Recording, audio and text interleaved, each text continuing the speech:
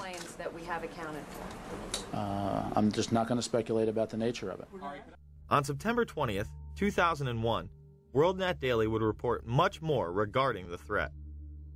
The terrorist message threatening Air Force One was transmitted in that day's top-secret White House code words. As the clock ticked away, the Secret Service reached a frightening conclusion. The terrorists had obtained the White House code and a whole set of top-secret signals. This made it possible for a hostile force to pinpoint the exact position of Air Force One, its destination, and its classified procedures. In fact, the hijackers were picking up and deciphering the presidential plane's incoming and outgoing transmissions. In the week after the attacks in New York and Washington, more hair-raising facts emerged. The terrorists had also obtained the code groups of the National Security Agency and were able to penetrate the NSA's state-of-the-art electronic surveillance system. They seemed to have at their disposal an electronic capability that was more sophisticated than the NSA. They also believe that the terrorists are in possession of all or part of the codes used by the Drug Enforcement Agency, the National Reconnaissance Office, Air Force Intelligence, Army Intelligence, Naval Intelligence, Marine Corps Intelligence, and the intelligence offices of the State Department and Department of Energy.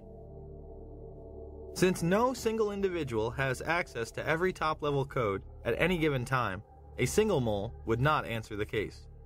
It would have to be a large, widely spread number. U.S. experts do not believe bin Laden was capable of infiltrating double agents into the heart of the U.S. administration on a large scale.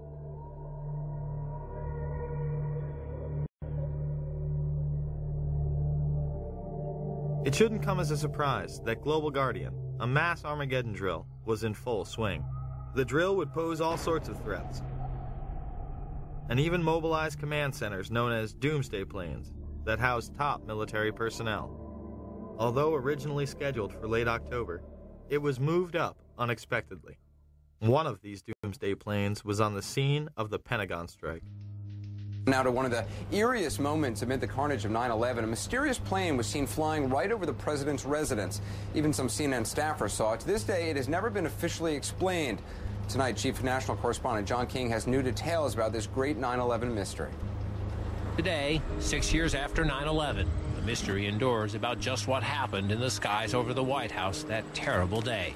A plane flew right over it, but why, and what was it? It appeared overhead just before 10 a.m., a four-engine jet banking slowly in the nation's most off-limits airspace. About 10 minutes ago, there was a white jet circling overhead. Now, you generally don't see planes in the area over the White House. That is restricted airspace. Two government sources familiar with the incident tell CNN it was a military aircraft and say the details are classified. This comparison of the CNN video and an official Air Force photo suggests the mystery plane is among the military's most sensitive aircraft, an Air Force E-4B. Note the flag on the tail, the stripe around the fuselage, and the telltale bubble just behind the 747 cockpit area. The E-4B is a state-of-the-art flying command post, built and equipped for one reason: to keep the government running no matter what, even in the event of a nuclear war. The reason it was nicknamed the Doomsday Plane during the Cold War. They exercise this type of thing all of the time, and they simply don't talk about it. So it doesn't surprise me that they are very closed-mouthed about it. Ask the Pentagon, and it insists this is not a military aircraft, and there is no mention of it in the official report of the 9/11 Commission. But 6 years later, the Pentagon, the Secret Service, and the FAA all say they, at least for public consumption, have no explanation of the giant plane over the president's house, just as the smoke began to rise across the river at the Pentagon. There is also footage of another white mystery plane in the restricted airspace over New York City before the second attack. And as the second plane strikes the World Trade Center.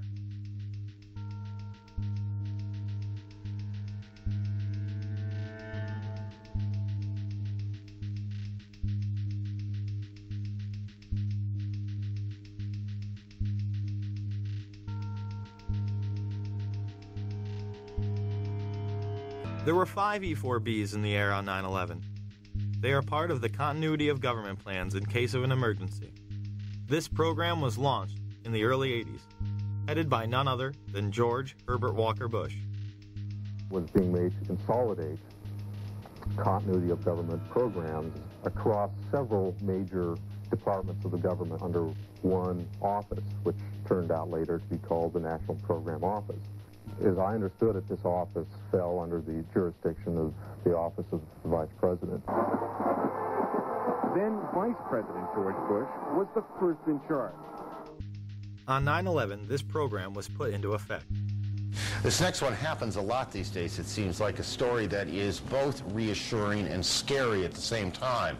This morning we learned that the Vice President wasn't the only one sent to an undisclosed location on September 11th, that an entire backup government was and is still there and may be there for as long as anyone now at least can imagine. Traveling in Iowa, the president for the first time discussed a secret ongoing operation designed to keep the federal government running if Washington is paralyzed by a terrorist strike. I still take the threats that we receive from al-Qaeda killers and terrorists very seriously. The operation was first reported by the Washington Post and confirmed to CNN by several administration officials. The shadow or bunker government involves roughly 100 senior staffers from every cabinet department and major government agency. Operates primarily out of 2 secret bunkers in the eastern United States, and is charged with running the executive branch if communication with Washington is severed. The secret plan took shape in the minutes and hours after the September 11th strikes, as Mr. Bush took a cautious route back to Washington. And now, nearly 6 months later, administration officials are scrambling to get more telephone lines and high-tech computers into these secret bunkers. And at least one member of the Bush cabinet is being kept out of Washington at all times, under heavy security, just in case this so-called shadow government is activated and needs a leader. Despite it being on television and in numerous papers, most people continue to deny that a shadow government even exists. Now, what if I told you that Dick Cheney was the reported head of this group on the day of 9/11? President Bush cracked jokes about it at a prime rib dinner. The vice president has been moving among secret locations to provide continuity of government. A year ago, Dick was running the country, Bush said. Today, he lives out of a little suitcase.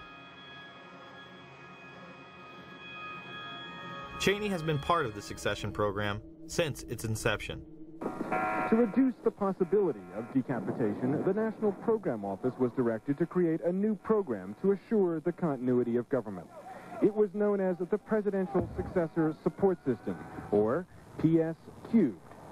Dick Cheney, Edwin Meese, Tip O'Neill, and Dick Thornburg all have been in the line of succession by virtue of their offices.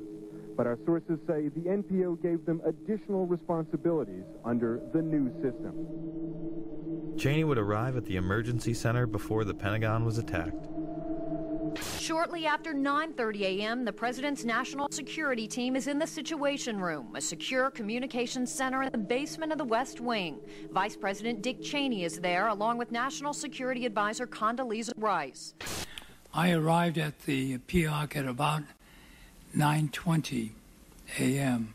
I was made aware of it during the time that the airplane coming in to the Pentagon. There was a young man who would come in and say to the vice president, the plane is 50 miles out. The plane is 30 miles out. And when it got down to the plane is 10 miles out, the young man also said to the vice president, do the orders still stand?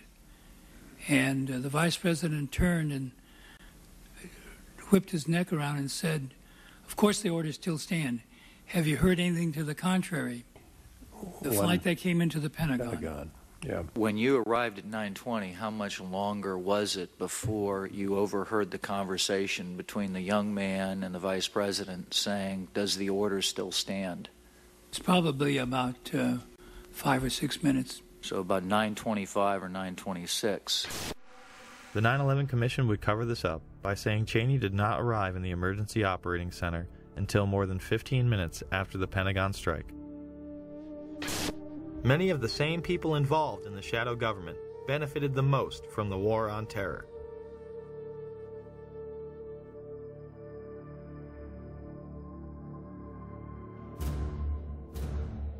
A key hub for intelligence was the Solomon Brothers building, also known as World Trade Center 7. This was a massive 47-story skyscraper that would have dominated most city skylines. At 5